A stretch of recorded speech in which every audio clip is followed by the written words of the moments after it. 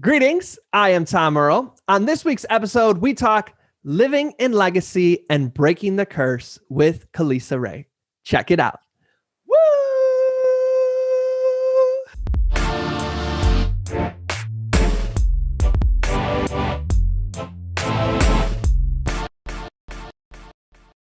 Greetings, I am Tom Earl, and this is my year of depth. We know you could be anywhere, so the fact that you are here today sharing your greatest gifts, your time and energy, it means the world to me. I hope you know that in this moment, you are valued, you are loved, and you are appreciated just as you are. As you can see, I am not alone. I have an amazing, brilliant guest. She goes by the name of Khalisa Rae. What's going on, Khalisa Rae? How you doing? Hey, I'm doing good. How are you? Man, I told you before we started, yo, we got a poet here, journalist, award-winning, high in demand, all over the place. Took the time to bless us with her brilliance. So I'm in this place of, gratitude, all these things. So I appreciate you. Thank you. Thank you. Do you mind, for the very few people out there who don't already know who you are, can I introduce them to you via your bio? Yeah, sure. All right. I'm known in some corners of the world as just an excellent bio reader. So let's see if I can live up to the hype. Khalisa Rae is an award-winning poet and journalist in Durham, North Carolina, that speaks with furious rebellion. She is the author of Ghost in a Black Girl's Throat, published by Hen Press 2021. Come on, Tom, what are you doing here? Her essays are featured in Autostraddle, Catapult, and NBC Black, and others. Her poetry appears in Frontier Poetry, Rust and Moth, Pank, Hobart, among countless others. Currently, she serves as assistant editor for Glass Poetry and co-founder of Think in Ink and the Women of Color Speak reading series. Her second collection, Unlearning Eden, is forthcoming from White Stag Publishing in 2022. She is also a writing instructor at Catapult Magazine. Find her there for breakthrough writing classes. And of course, we will plug at the end everywhere that you can follow Khalisa. Khalisa, that was awesome. Thank you. What's it like absorbing it all? Like, yep, that's me. It's kind of actually surreal because hearing you read, I was like, you know what? I am so much more than that. Actually, that's the first thing that came to mind. I was like, you know what? My day to day, I do so many more things. I was kind of marveled at how much I'm able to pack into a year or a day, because there's so much in between the lines that doesn't get told in your bio. So yeah. It's so awesome you say that, because our first question always is, you're more than your bio. So you stole my punchline. You're more than your bio. I agree. I co-sign that. So for folks, here's your first prompt, right? Outside of the bio. If you really knew me, you'd know that. If you really knew me, you'd know that it's funny. I'm a transplant to North Carolina. So I'm a big city girl that lives in a little city in North Carolina that loves community and loves art and loves communing with other artists and giving back. And my dream would be to live on a farm somewhere. That's so funny to say because I was born outside Chicago, but I've been morphed into this Southern girl who just wants to be in a corner creating and sometimes being with my community. But if I could be with animals on a farm, doing creation and working with my hands all day with my husband and my family, I'd be a happy soul. That and writing, continuing to write for fashion magazines all day and getting wonderful clothes would just be a dream. So yeah. I am so relating to this right now. I want to move to a farm too. Really? I mean, I don't want the farm, but I want to move to, I'm from a small town where, there's nobody around for miles. And I miss that so much. I'm with you. We'll start a little poetry town where we all just have our own land and get together every once in a while and do poems. I like this vision. So did you, when you were growing up, know, one day I want to be an award-winning poet and journalist and to help people unlock their creativity through my writing workshops? Was that what you were growing up envisioning? No, I've known my whole life that I've wanted to be an artist and create. I share this story with people that's kind of funny. So my mom must have known that I was going to be something because she used to take us and have us listen to Disney movies and we'd learn three-part harmony, me, my brother, and my sister. And my mom would teach us like an orchestra. And she said that I used to, at 4 years old, stand in front of everybody and like put my hands on my hips. And you know, all of those videos you see of like Whitney, Beyonce, Britney Spears when they were really little singing, that's how I was. I had this booming personality and this booming voice at 4. There's videos of me just like belting these notes out to, you know, Little Mermaid and Aladdin. So my mom must have known that I wanted to be on stage and be a performer. So that's really the trajectory that I took up until my like 3rd year of college. I went full-fledged with musical theater and with acting, but I was writing the whole time. That's kind of how I found slam poetry because it meshed my love of performance and writing. But my whole life I've been, you know, in musical theater and musical academies and studying acting and singing and dancing, but I've been writing and writing has always been the constant.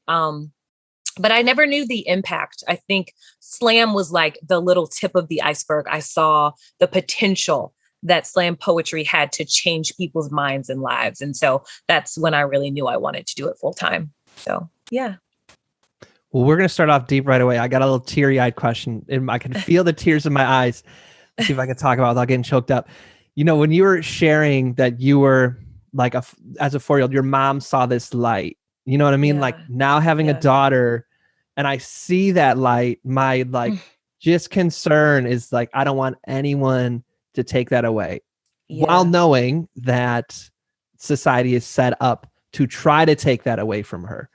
Yeah. How do you honor that gift you have and not let society, people dim it or take it away? You know what I mean?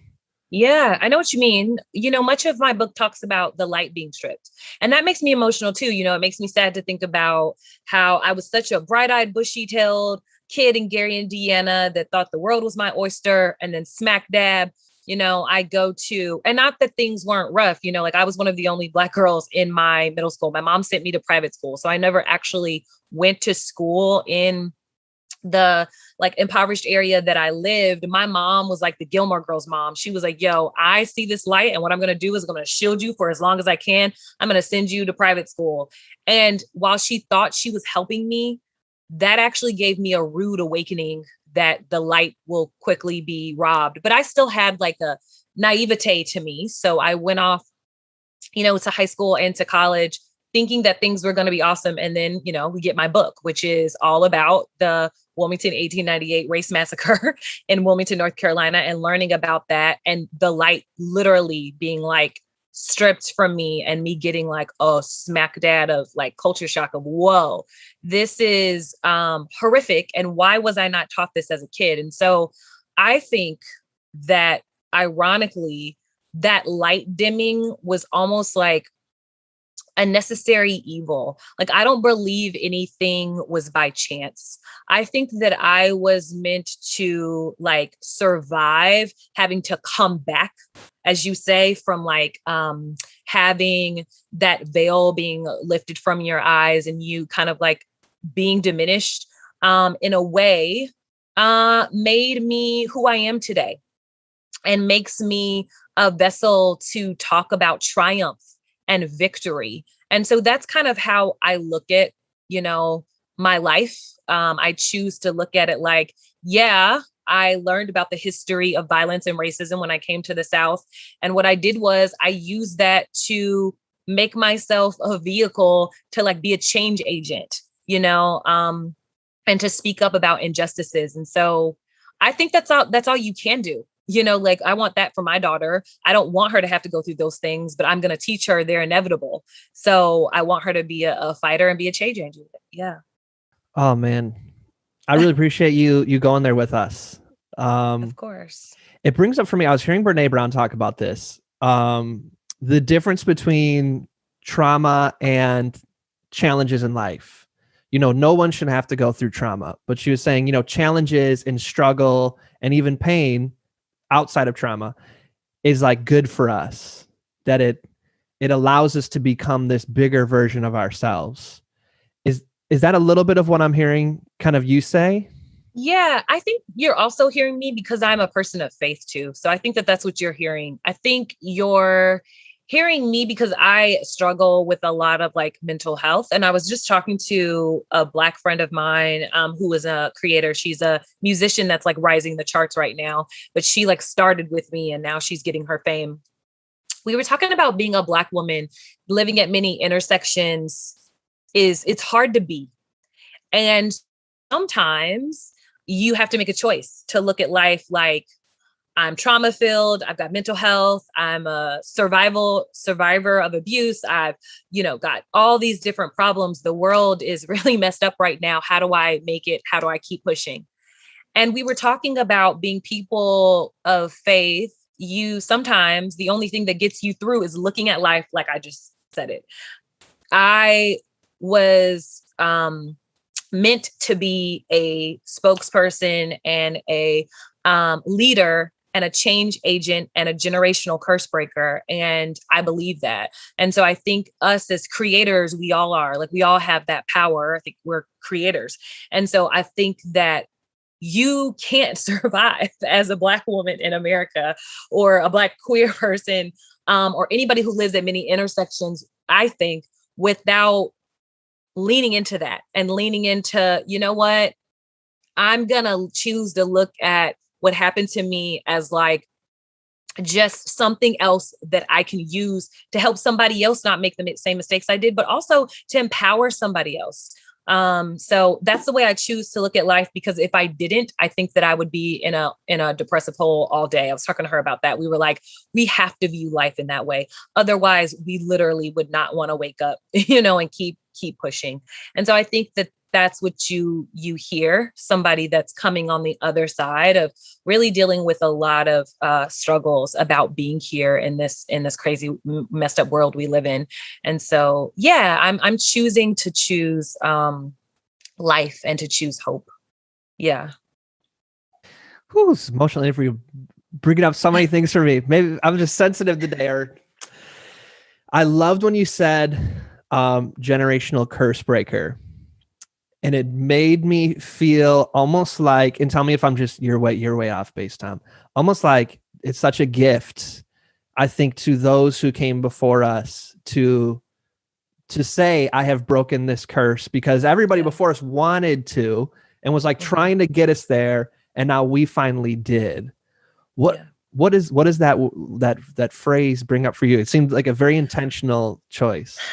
It is an intentional choice because my book is all about that. It's all about how, when I talk about ghosts, I'm also talking about the matriarchs. I'm not just talking about the ghost of, the many folks of color that were slain because of the coup d'etat that happened at the hands of white supremacy. Like, I'm not just talking about that.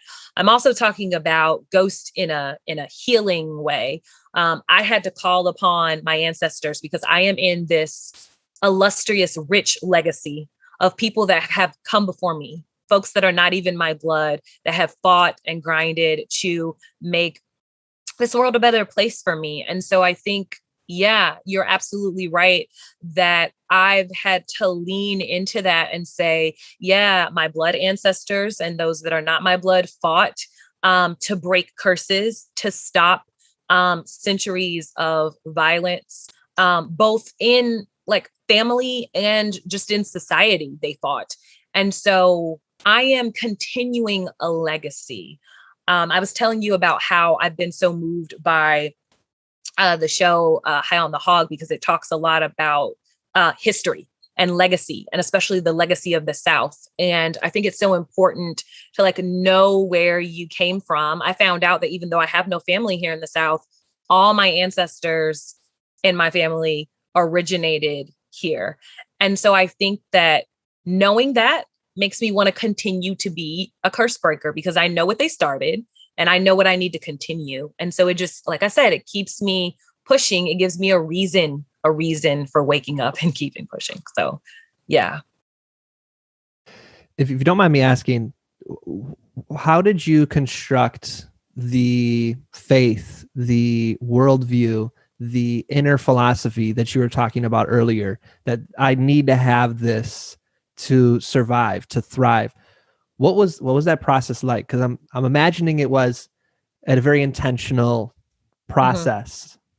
Yeah, many things. I think that I've gotten here. One, I want to just like advocate right now for everybody. Therapy, therapy, therapy. If you don't have a good therapist, get one.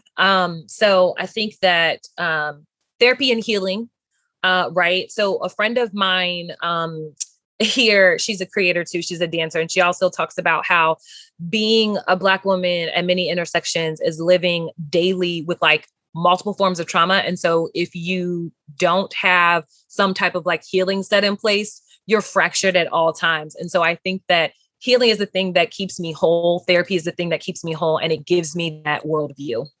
I will also say that I've been super blessed to have like amazing mentors. I've had some of the like just most phenomenal folks in the game right now.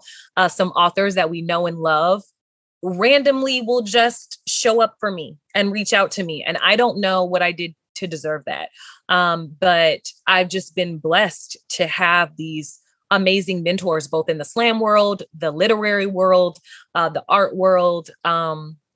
And so they have really helped me see that.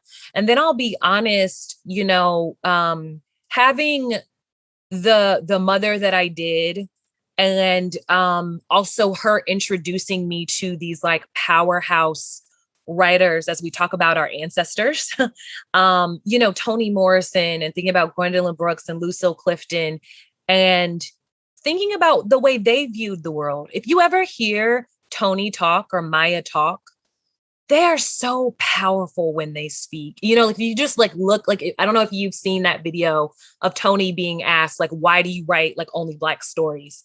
And she's like, why not? Like, who else would I be writing for? I'm writing for my people. I'm not writing for the white gaze. That type of way of looking at life makes me emboldened to keep like thinking of the world in this way, that like, it's my oyster and I deserve to be here. So yeah. I appreciate that. And I remember seeing an interview with Steve McQueen, him echoing that same sentiment that Toni shared as well. So I'm curious kind of your answer to this prompt. This comes from Abby Wambach's book, her leadership book. So she shares kind of like, this is an old rule of her specific thing is leadership that I used to believe. Here's a new rule. So I'm curious, it's kind of going through this kind of spiritual journey of creating this intentional philosophy, this intentional worldview. What kind of for you would you say, like, this is something I used to believe, this was an old rule and I have since shed that because it doesn't serve me, and instead here's a new rule?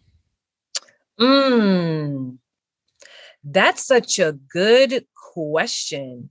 I would say I used to live,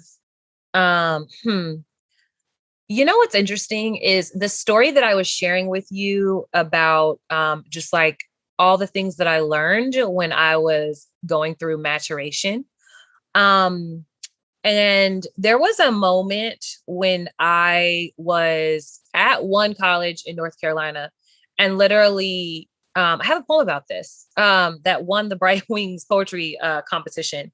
I wrote about how one day I was in class in Wilmington and just like felt something say, like, you need to like leave this city. If you don't, you're like not gonna live much longer, like mentally, physically, spiritually, like you need to go.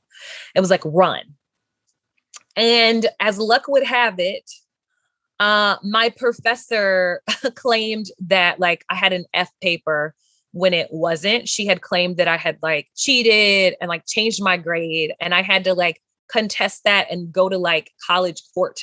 And I actually decided that it wasn't worth it anymore, that like I need to start putting me first, because if I don't, I won't live a thriving life, but also I won't live a life of abundance and joy. And so that's The old mentality that I had was very like shame centered, like, oh, putting me first is being selfish and I just need to be a good girl and listen to what people say and they're in control and I'm not. And a lot of that was very trauma centered. And then I literally that night told my friend, I have to get out of here. Will you help me pack up my stuff? We need to move. And I moved to another city and just like by the grace of the universe got into a college, another school on a whim, which completely changed my life.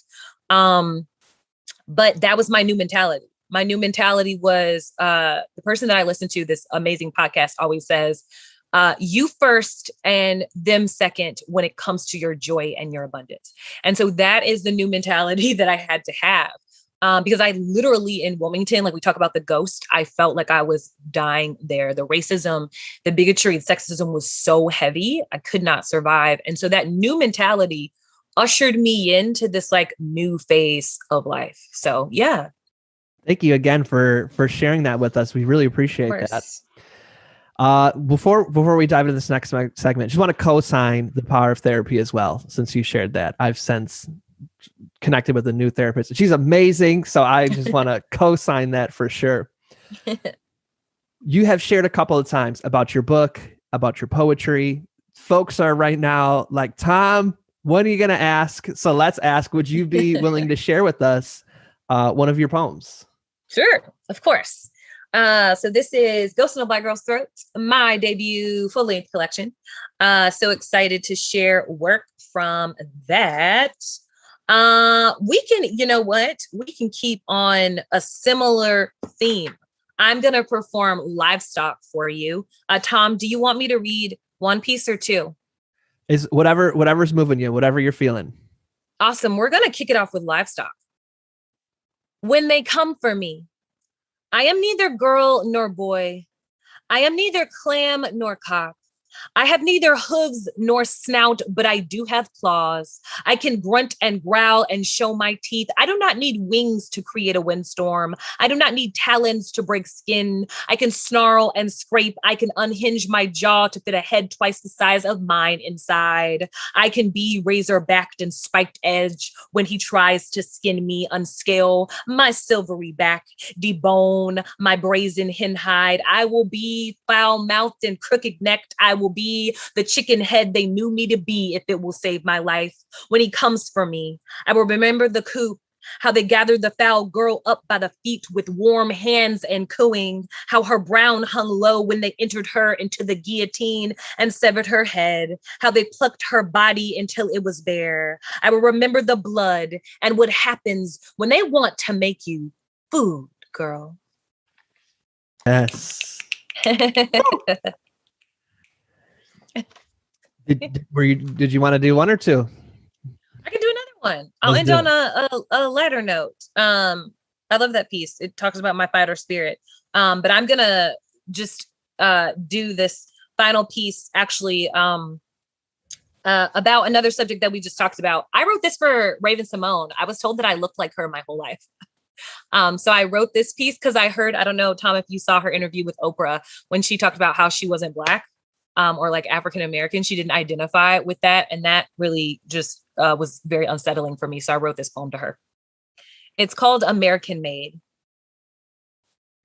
You undress your skin so easily, as if this ethnicity were a hoodie on a hot day and you thought it best to simply take off before recognized or assumed. When the weight of your identity becomes a burden, you refuse to carry it on this journey as a brown woman. But who are we kidding? We were both the light-skinned girl everyone in school asked, what you mixed with? We were both on the playground when Billy Sanford pulled our hair and said we talk white. Both the only Black girl on the cheerleading team and weren't invited to the team sleepover. We got a rude awakening when our teacher changed our A paper to an F, but we stay trying to remove all this dead weight and tool, all these centuries of Ghanaian beating and Cape Town stitch work like we don't know where we were made. We stay climbing inside someone else's silhouette, trying to obliere unzip this Montclair passing skin. But I will always be the black ball gown in a room full of white wedding dresses. And I am reminded every day against this taffeta backdrop of muted hues and random fabrics, equality turns into invisibility the longer you exist. Saying I don't see color means I don't see you. You have made sameness another word for silent erasure, and I do not want you silent, girl. Not when there is still so much to say. Thank you. Have you got a chance to perform that one live? Yeah, on my book tour, I've performed that quite a bit. Would people in the audience? Oh, you mean like live in person? No, because it stinks that my book released during COVID. And so I've only done 2 performances as like at a slam venue. And I don't think I did that piece. But live as in like, a virtual audience. Yeah. Because I can just hear the parts where people are like, oh. When you say, what was the line? When you say I'm colorblind, it means I don't see you. Is that Yeah. Yeah. What does it feel like to write? Let's talk about the first one. What did it feel like to write that poem?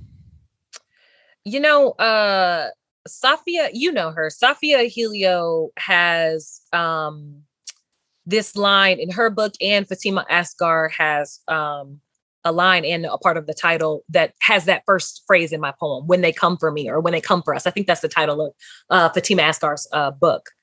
And so I was inspired by her title. And I was just, I don't know if you could tell when I was spitting it, but I was like really in just like embodying all of the fighters that I know that are like, listen, if somebody tries to try me and I'm in that like trauma-filled situation again, I'm coming for necks, I'm coming for heads, I'm clawing, I'm scraping. And so I was so like geared up and amped up when I was writing that poem, which is why it sounds kind of gruesome a little bit, but I love it. I love to like, I was tapping into, that fighter spirit within me. I love it. I just felt so empowered and emboldened when I was writing that piece. Who comes to mind, or what do you channel, or what inspires you, or what is like your vision board of the fighter spirit, if you will? My vision board. Okay. So first I always say when my mom, first, she didn't say much, but she used to talk to me about, like when you talk to your daughter about preparing them to go off to like college, I have a piece about that. She always used to say like, girl, if you don't scrape and crawl, if somebody tries to get you, you're going to scrape and gnaw. So like, I see my mom and like a video of her like giving me the talk before I went off to college. And then, who I also see, this is interesting, but I see Angela Bassett. I don't know if you've like seen her movies, but she's such a, like at 50 something, she's got like rock hard, like muscles. She could go toe to toe with anybody who tries her. Like she could knock someone out. So I like see like this powerful Black actress, like Angela Bassett. They're just like, kicking butt and taking names. Who is that woman with the afro that's played in like all of the like spy movies back in the day, the like 70s? I forget her name, but I see her there too. She was like the black 70s version of like The Spy Who Shagged Me, like that kind of and so I see her picture there with like her all leather like shaft. That's like, I know that's so random. It doesn't matter if it's random, it's awesome. It's intentional for you. Yeah. That's what I see. Women that kick butt and just like don't take any prisoners. Yeah.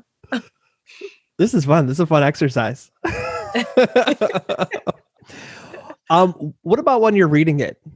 What is it like for you when you're reading it? When I'm reading it, to be honest, it's interesting because there's a different feeling. I go back, I'm a survivor. On a more serious note, I'm a survivor of a lot of like violence and abuse. And so I think for me, I channel like an alternate reality. And I try to imagine having a voice to say no and speak up and tap into that fighter spirit when I was in many situations that didn't feel safe. So that's what I do. I tap into that. And then I imagine talking to my daughter too, about that fighter spirit and about using her voice and using the power inside of her, because we're unstoppable as women. And so that's what I just like tap into, that like unstoppable spirit. But also I try to just imagine the like what ifs. And that just makes me, that's a healing thing to do. It's healing to think about like, like being in a scenario when you didn't feel safe and then tapping into like, well, what if I had the voice, now that I do, I can help somebody else to find their fighter spirit. So yeah, that's what I tap into. I'm also a survivor as well. So that's where it took me when I was listening. So when you shared that's why I was curious. Because where the energy you're writing it from, I hear now, but at first it took me to the place that you were talking about, the what if. So that was helpful to hear. Question for you, almost feels like a risky question. So let's pause on it if we need to. Okay. How do you create the what if while also not like blaming ourselves? Do you know what I mean? Yeah. You know what's interesting? That's a really good question because I was hesitant to say that's what I do, because I don't want to, for the many survivors out there, I don't want to mistake the two. But I think that what I'm talking about is something completely different than blaming myself as the victim and survivor. What I'm talking about is in therapy, my therapist has me do visualizations. And one of the visualizations, this is actually something very vulnerable that I'm going to share with y'all. One of the visualizations is we tap into my fighter spirit. And so do you know that the thing that gets me through trauma triggers is actually, she wants me to visualize, for people that are in therapy or trauma therapy, you go to like a place where you can contain the thing that terrifies you. Well, in my containing space, the space that feels the most safe is warriors. So down in my little container space, I have Thor, I have Valkyrie, and I have this gang of warriors. I like to unite, like this is what we do during trauma therapy. And so that's what helps me. And I visualize being back in that situation, having this team of warriors behind me. So it has nothing to do with blaming myself or blaming victims. It has everything to do with reframing and reimagining history in my head, so that, because that's what trauma therapy is all about. You have to reframe your connection to that trigger. Otherwise, you will live your whole life being triggered by the things that remind you of the thing that was unsafe. And so for me, that's just me personally, my own personal journey. I find power in knowing that next time I can fight back, that I am in control. And that makes me so courageous and emboldened to know that like next time I can, and that I have a whole team of armies with me, fighting with me. And you can take that spiritually, you can take that literally, you can take that however you want to take it. But I have a team of people that are ride or die for me. And I can fight back and I can speak up. And so that's what it is for me. Yeah. That is so awesome, and such a gift that you're giving us, going there with us. Because I think for a lot of us, it's very healing to hear that and to go through that. I'm on week 2 of trauma therapy, so you're kind of really in telling me the pathway that's to come. Yeah. Have you heard of the book The Alter Ego Effect? I haven't. It's very similar to what you're talking about. It's a person who works with athletes like Serena Williams and other badasses who have trauma come up, and it's kind of getting in the way of them performing. And he's a survivor of abuse as well. And so it's exactly what he talks about, creating an alter ego that you tap into in those moments where you feel the trigger, the shame. So I'm like totally resonating with what you're saying. Absolutely. That's amazing. Okay, let's talk about the second one. What was it like writing the second one? Oh my goodness. It was, for me at first, I'm gonna tell you, I was mad as hell, because I was like, listen, little girl, you just had this wonderful platform to talk to Oprah and to say whatever you wanted to say, and you dropped the ball. And not only that, you detached and disassociated from your people. So at first I was angry when I was writing. I was like, I'm so mad at her that I write this poem. And this poem has had like 5 different versions of it because I was so angry. I couldn't figure out like what was the best way to tell her the message and talk to her. And then my professor told me, talk to her like you were talking to a sister. And that changed the complete tone of the piece when I spoke to her like she was. That's why I changed it to we. If you notice, everything I say doesn't blame her. It's about the we, that we share similarities because we are fair-skinned girls. And if you think about the history of being a Black person in America, colorism, we got so many more afforded opportunities to just pass through life without feeling the sting of racism. And so I wanted to talk to her about like, yo, girl, no, don't do that. Like, we can't. We have a duty and an honor, as we said, like our ancestors fought too hard for you to act like you're not a Black woman in America.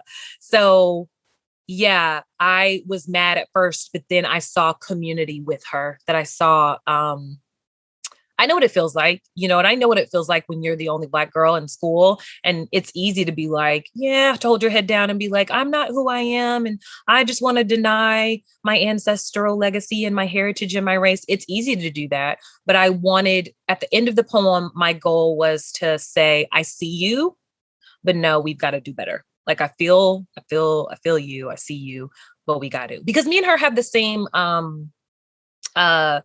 nationality. We're both Creole, African-American. So we have family in Louisiana.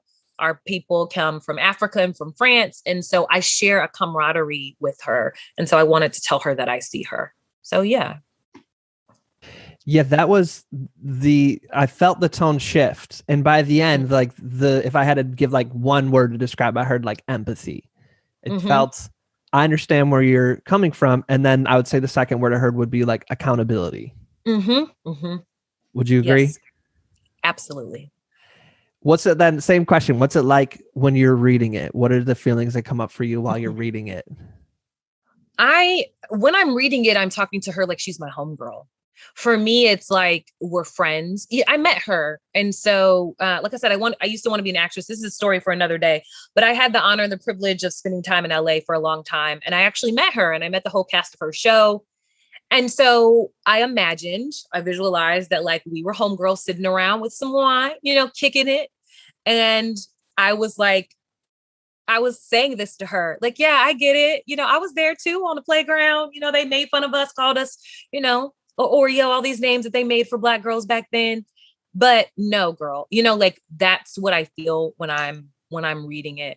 And then there is that shift where I am like, okay, I got a little bit of 2 cents to tell you. So maybe one day, people have said like, do you think that she's heard it because you've performed it at so many places?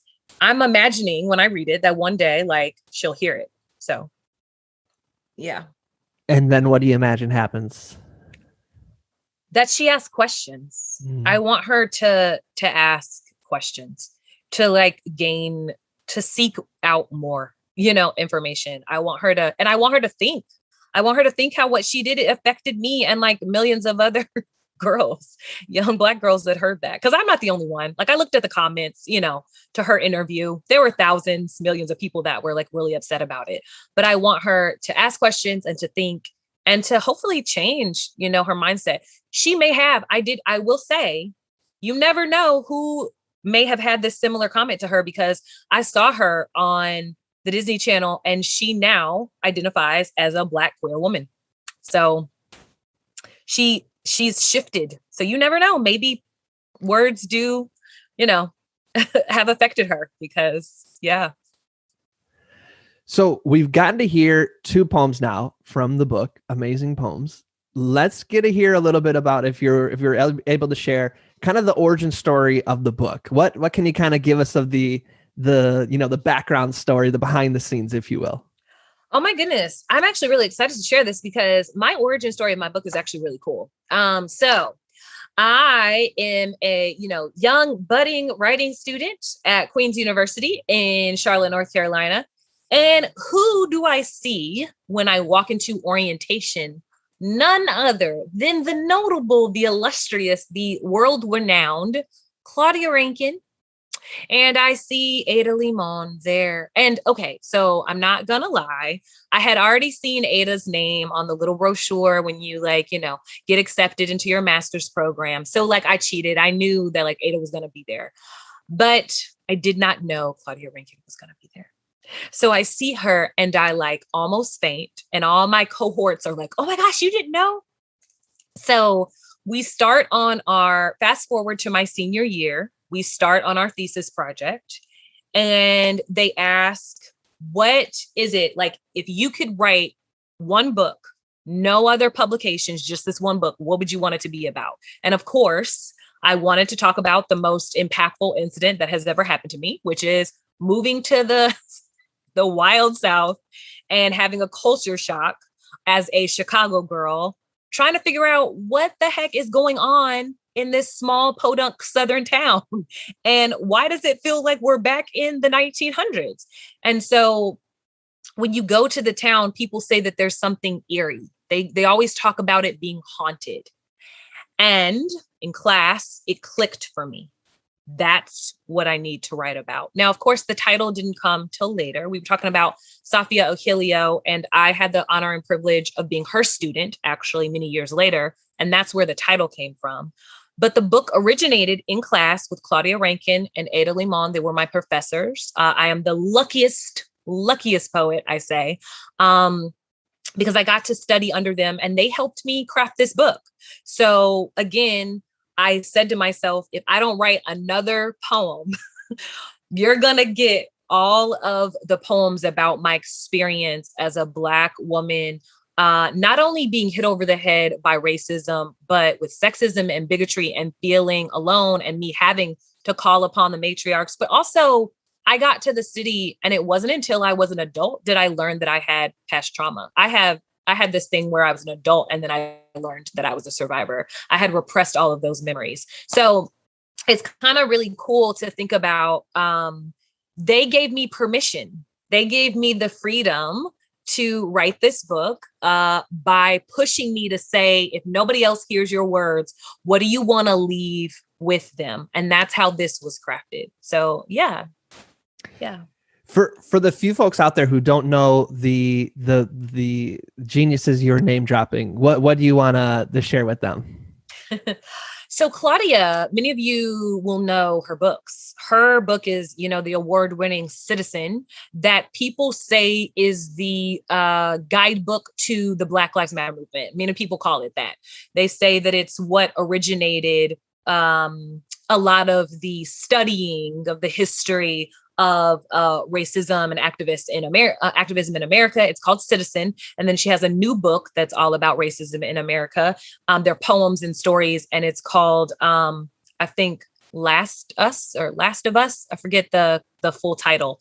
You can give it to people when you post about the interview, Tom, but she's got that second book that talks all about that as well. And so Claudia is the author and a spokesperson and professor that just goes around using her poetry and her stories to combat racism. And so she's phenomenal. And then Ada is another award-winning, National Book Award-winning author and poet. But she just so happens to teach in North Carolina sometimes. So when was it that you started that poem? When did I start my program, or when did I start the book? That poem that you said became the book, right? Is that how I understood it? The thesis? No. Okay. So no, it's interesting. For your master's thesis, you are constantly just like writing tons of poems. So there wasn't just like one piece. The ironic thing is the title came after the book. The title poem and the title came after I was done with my master's program. So the majority of the poems in this book came from like me just like churning out poems in my class. I was just like writing a ton of poems in my class. Yeah. Okay. So you were writing a bunch in the master's class, and then a little bit later it was like, oh, this is it. And that kind of synergized it all together.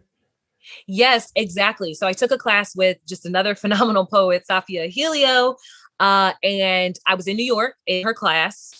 And you know what? This is a cool story. She told us to go to the library at the Poet's House, find, a random book, choose 7 words from that book. Guess what the 7 words were? It was ghost. It was like mouth or throat. It was girl. It was, all the words that I needed to craft the title of the book. And that's where I got the title poem and the title of my whole collection. So, yeah. Yeah. That is spiritual as hell. I mean, you see that in movies of like ancestors and ghosts communicating through books. And that is like, how about this book? How about these words? The title of your book? I mean, am I reading this wrong, or is this kind of like what you're saying? No, it was all ordained. It was all seriously. It was all fate. It was all destined. It was all ordained. Because what are the odds? What are the odds that I would randomly be accepted into this residency in New York, right? With this famous poet that I've like followed my whole life. I just so happened to get accepted into her class. She just so happens to write a prompt that says, go find something random. It just so happens that the words that I found gave me the title Ghost in a Black Girl's Throat.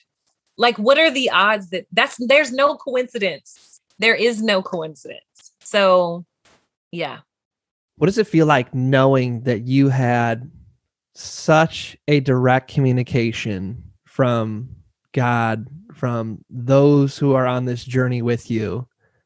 What does that feel like? Just kind of sitting there and talking about it, thinking about it, naming it. It just makes me feel like I'm built for something bigger, that it's not about me. There's so much higher, the power of words is so much higher than just like us as people.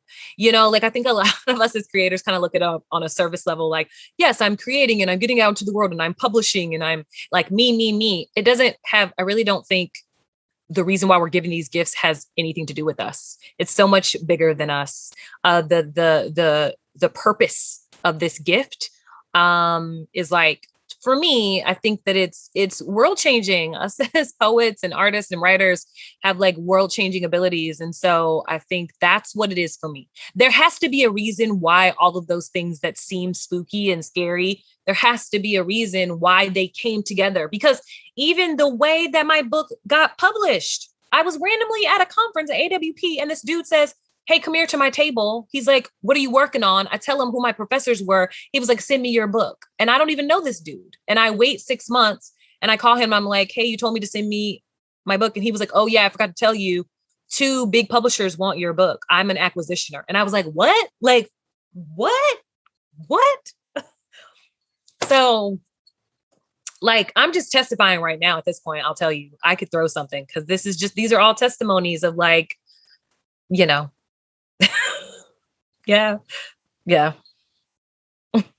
For those who are like, I want to tap into whatever spiritual power that you are manifesting and bringing to life, what are your thoughts? How do people tap into that? I don't really think it has anything to do with me per se, but I would say if I had to give it like a formula, I would say being open. Because think about it. Had I said no to going to my master's program after applying 3 times and getting rejected, I got applied 3 times to one of the hardest master's programs to get into for your MFA. They rejected me. And had I given up, right? So being open, being persistent, tenacious. I am a determined as hell person. I will tell you that now. In order to get here, you have to be determined because I hate when people tell me no. And then that goes back to like the other things that have lined up in my life too. I've been open. What if I would have looked at this random, white guy that was like, hey, come here. What if I was like, get out of here, white guy? Like, what if I had just like not been open and willing to like be available, offering myself up for that possibility. So I would say like, be open to any possibilities because you never know where your next like breakthrough is going to come from. So, like I would just say be open and then network like heck. Cause I'll tell you, Safia ended up being the editor for my whole book because she was my professor. She didn't know who I was. I saw her in slam and I've seen her win slams and she did not know who I was. And it wasn't until I networked with her did she agree to, be my mentor and edit my book. So those would be the pieces of advice that have taken me a long way. So what I'm hearing is maybe all of us kind of have that same magic going on, but we need to be open. We need to see it. And then we need to kind of like follow through, have the courage to follow through. Am I hearing that right? Yeah. Open, available, and the courage to follow through. I love that. Whew, so many things I'd like to talk about. We're going to have to do a part 2. So let's though, before we leave, talk about what are you working on right now? What are you working on next? What's in the works? Ooh, I get to tell you guys some secrets. So I'm writing a romance novel. I'm writing a Black women's fiction romance novel. I'm not sure if it's going to be picked up as fiction or romance, but I'm super excited because I quit my full-time job to do this full-time. So I am dedicated to, I'm querying my novel right now to get an agent I'm very, very dedicated. This book came to me in a dream. I kept dreaming about it over and over and over again to the point where I can tell you like every minutia of this book in my head, like forwards, backwards, start from the middle. Like it's weird how I have it all up here and now I'm like getting it down on paper. So I'm working on my novel. And I'm also working on a lot of collaborative projects with some really, really amazing authors. Some of them you'll see behind me. I always keep them with me. But there's several authors, Black authors that have released books this year. And we're working on we're teaming up to do some very amazing things. I'm so super excited to release it. And then the last thing you already mentioned in my bio, I just became the newest columnist for Palette Poetry. So I have a like sex, body, desire, and faith, and the crazy things that your grandma will tell you about sex as a kid. It's a column and a podcast. And so I'm releasing that. And then I'm going to be a workshop leader for Catapult.